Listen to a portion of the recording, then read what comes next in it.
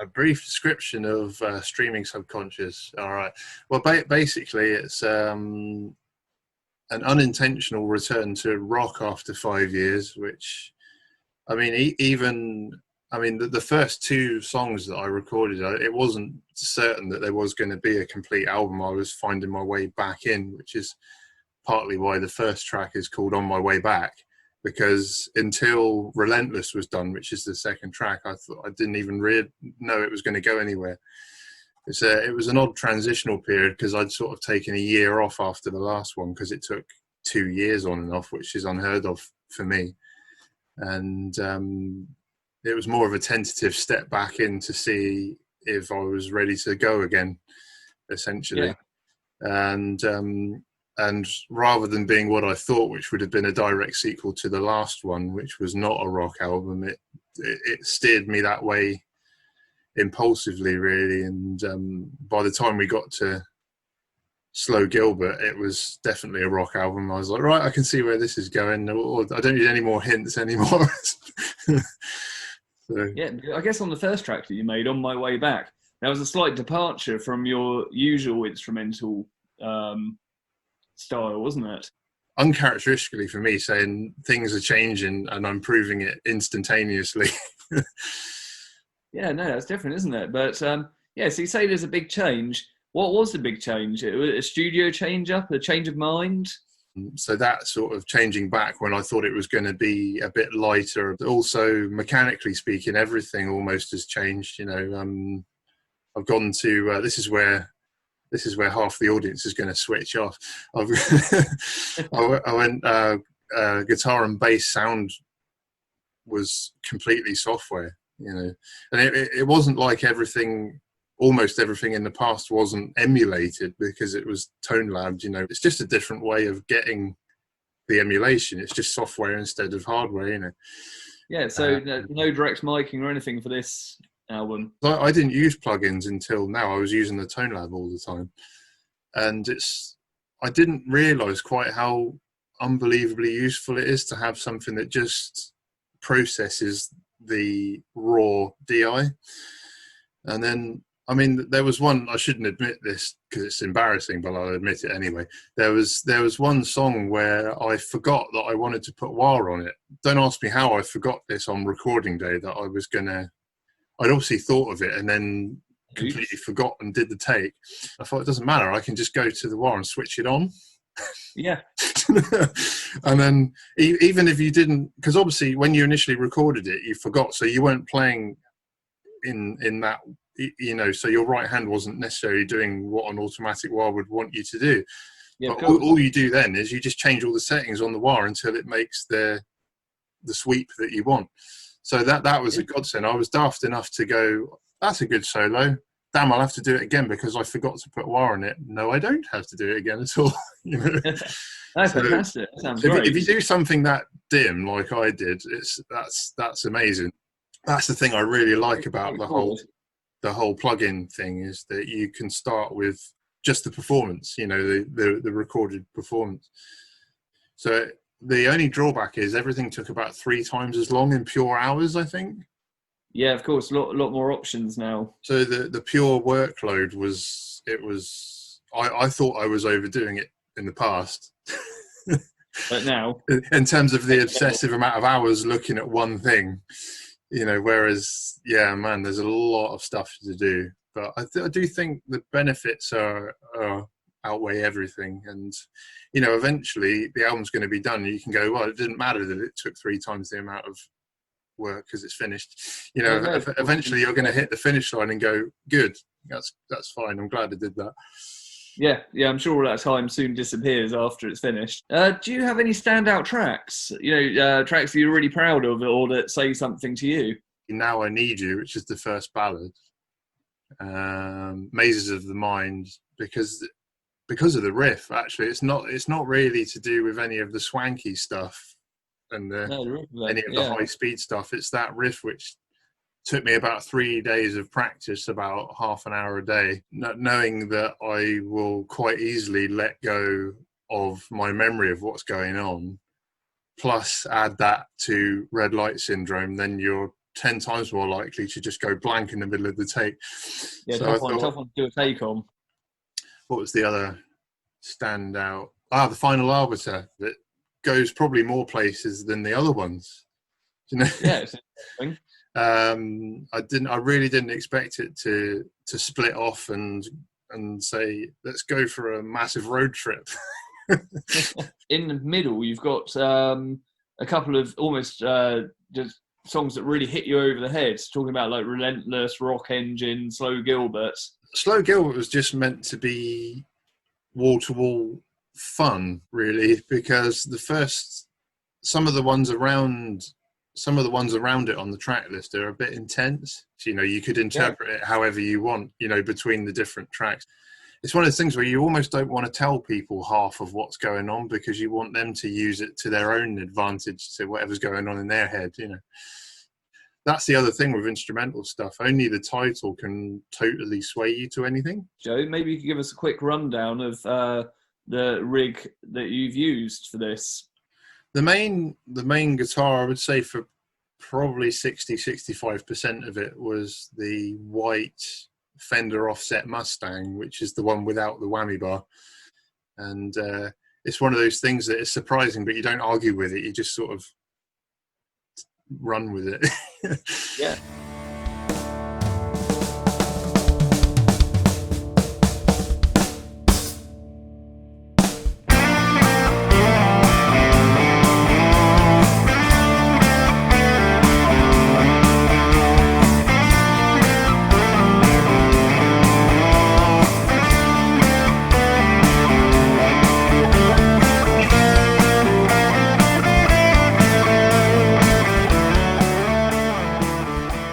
Two Mustangs then, red and a white one, single coils and fat single coils. Fat single coils, yeah, I'll do P90s, fat single coils.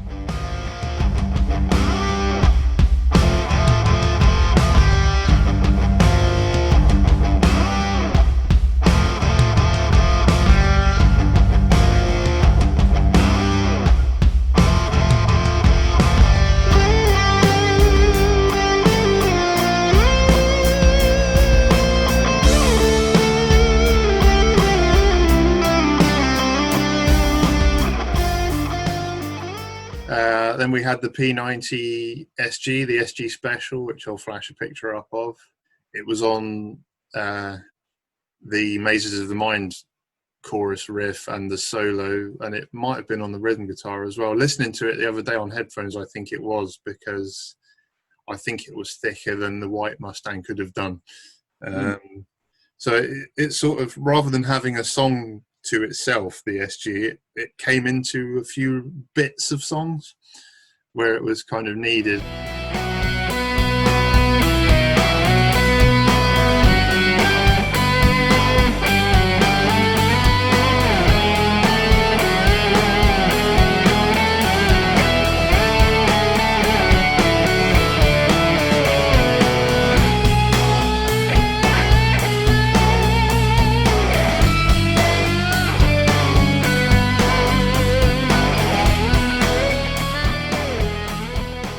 Whereas the red Mustang did do a couple of songs, but it did one song completely on its own, and then it was kind of helping out the white one.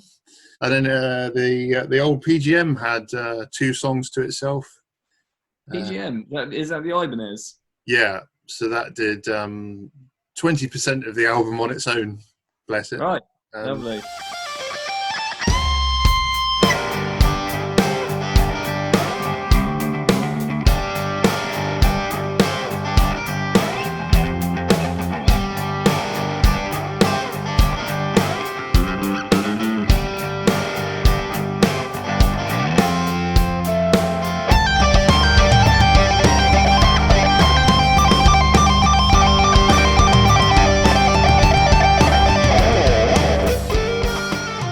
Everything was run through the Overloud THU plugin.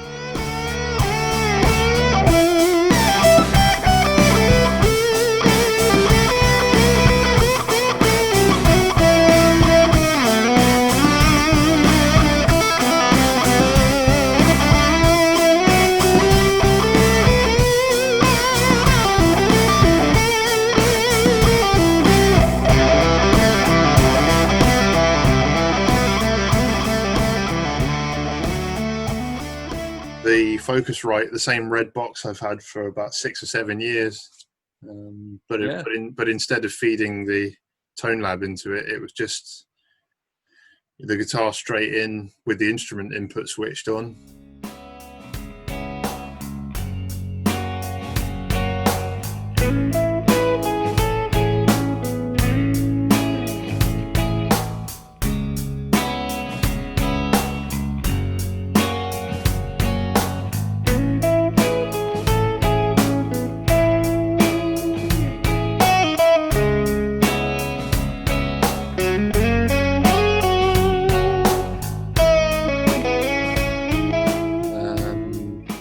Lovely. Same old quiet jazz bass? The bass most of the time was completely straight. It wasn't, most of the time it wasn't even THU'd, if that's a phrase you can use. So yeah, the same vintage modified.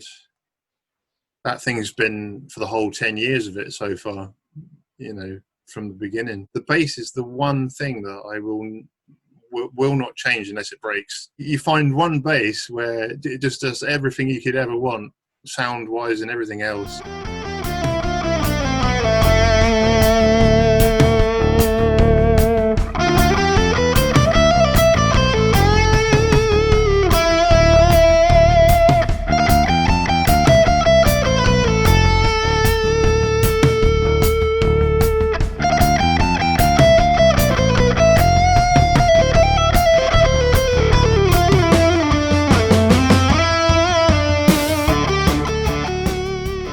Headphones like the AKGs and stuff, which is it's another super important thing, you know, to make sure your stuff is translating on headphones. I mean, I'm a home studio amateur, so you can take what I say with any degree of seriousness you want watching this video. If you come across someone who says do not mix on headphones, I do not buy that at all. If you've got an untreated room, okay, it's going in your head a different way, you know, but it's getting rid of any of the faults of the room.